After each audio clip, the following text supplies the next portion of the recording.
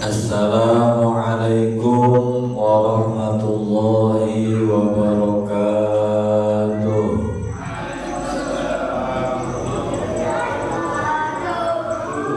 Ala hadhihi niyah wa ila niyatin salihah biridhanillah ila hadratin Nabil Mustafa Muhammadin sallallahu alaihi wasallam wa azwajihi wa dhurriyyatihi wa ahli baitil tahirin wa ila hadrati sultani wa syaikhil qadir Jailani wa ila hadrati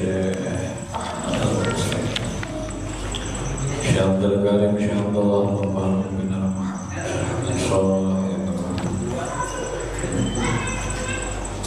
wa ila hadrati jami' masyayikhina jami' ustadzina wa mu'allif hadzal kitab Syekh Jalaluddin Abdul Rahman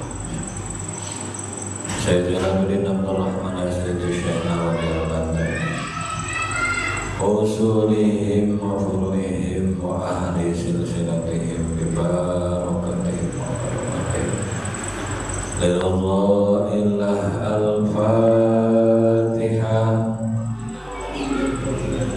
Bismillahirrahmanirrahim. Alhamdulillahi rabbil alamin ar-rahmanirrahim maliki yaumiddin iyyaka na'budu wa iyyaka nasta'in ihdinas siratal mustaqim siratal ladzina an'amta 'alaihim ghairil maghdubi 'alaihim waladdallin.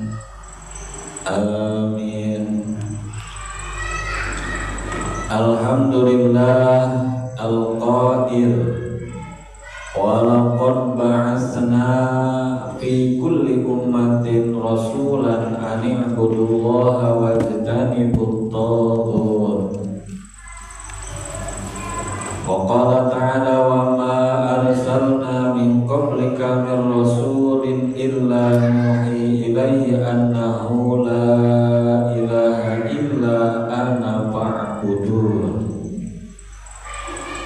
Allahumma fassalli wa sallim wa barik wa tarham wa tahannan ala abdika wa rasulika sayyidina wa maulana Muhammadin wa ala alihi wa sahbihi ajma'in, amma ba'du. Hadratil muhtaramin jamaah Masjid Nur Ikhlas, jajaran DKM, ranting NU, tokoh masyarakat, wabil khusus Al-Ustaz Hendri Mukhtar atau Allah umrah wa nafa'ana biurumi. Semoga Allah anugerahkan rezeki umur yang barokah. Yang hadir pula satu kebahagiaan melawan hawa nafsu untuk bisa duduk ta'lim bersama. Ini adalah satu anugerah nikmat yang paling tinggi. Khalqu qudratit ta'ah, mampu melaksanakan ketaatan. Hidayah itu tingkatan yang pertama, mampu membedakan mana yang baik dan mana yang buruk.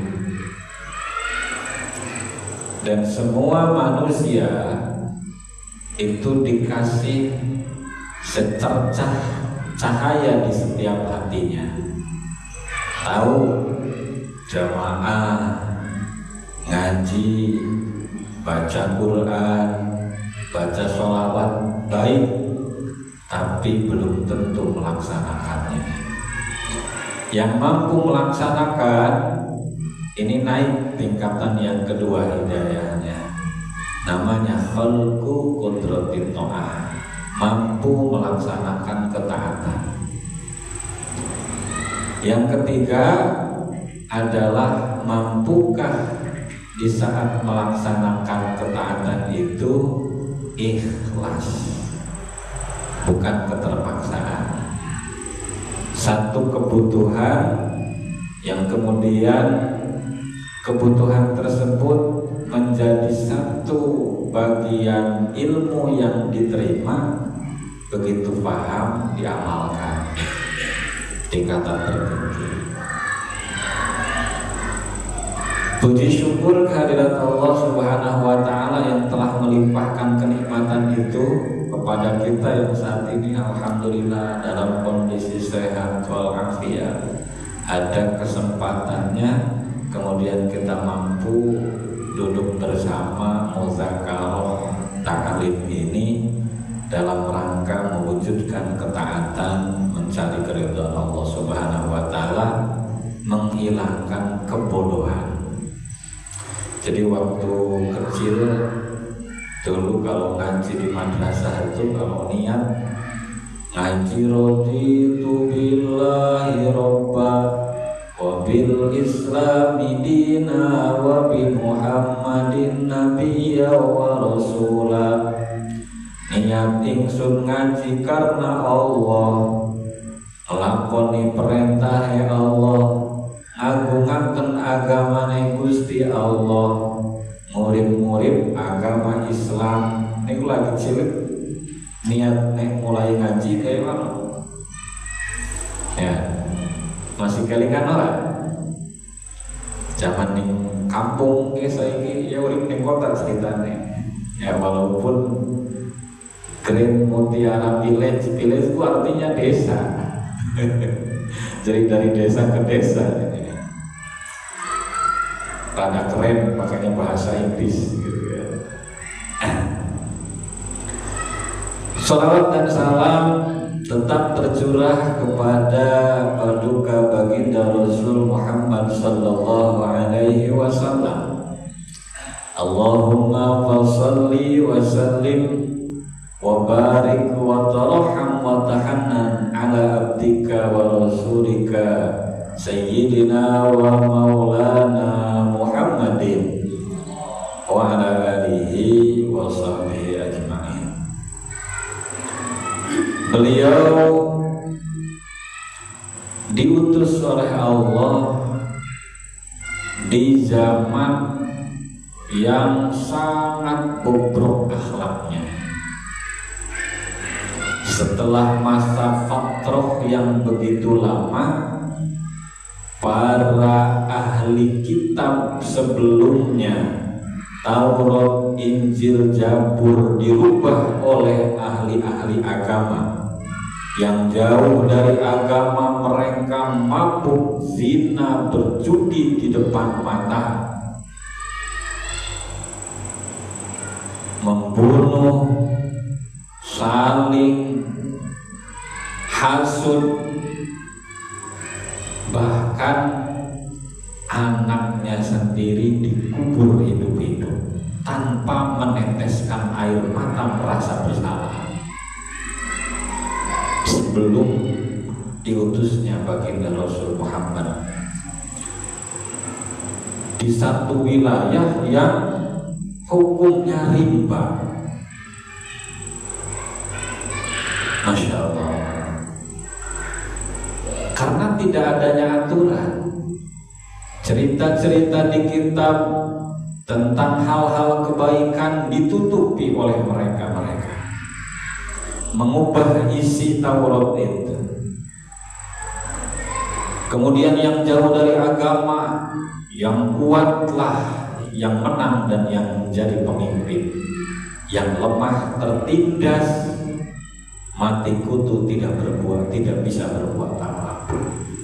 Bayangkan kebobrokan yang sangat luar biasa diutus di tengah-tengah masyarakat yang akhlaknya amburadul. Maka dalam satu riwayat, begitu para sahabat, satu kisah yang singkat cerita, begitu sahabat semua masuk Islam dan menerima apa yang dibawa oleh baginda Rasul, mereka bertanya, "Ya Rasulullah, kami dulu pelaku dosa, kami dulu ini pelaku maksiat, kerusakan jelas di depan mata. Apa kami akan mendapatkan ampunan dari Allah, mendapatkan kasih sayang dari Allah?" Langsung kontan dijawab sama baginda Rasul, "Qul in kuntum tuhibbunallaha fattabi'uni yuhibbukumullahu wa yaghfir lakum dzunubakum wallahu ghafurur rahim." Allah berpesan, jika kalian memang betul-betul mencintai Allah, maka ikuti aku, kata Rasul. Jadi apa yang nanti saya sampaikan, apa yang saya lakukan, apa yang saya larang, kamu ikuti totalitas aku, yuhibbukumullah, maka Allah akan membalas cintanya, wa yaghfir lakum, dan mengampuni dosa masa lalu.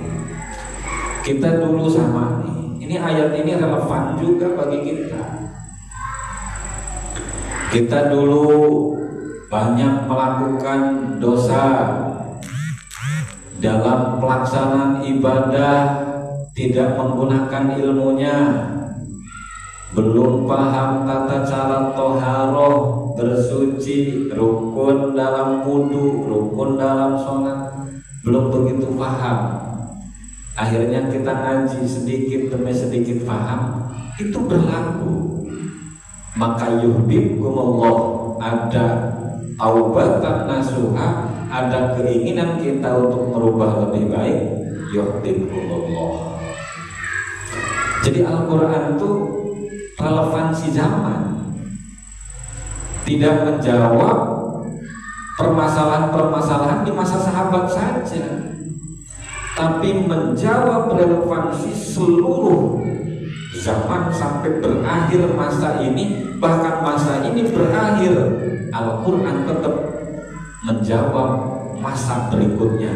Alam kubur diceritakan, hisab, alam mahsyar, syirat, jannah, an-nar, diceritakan semua.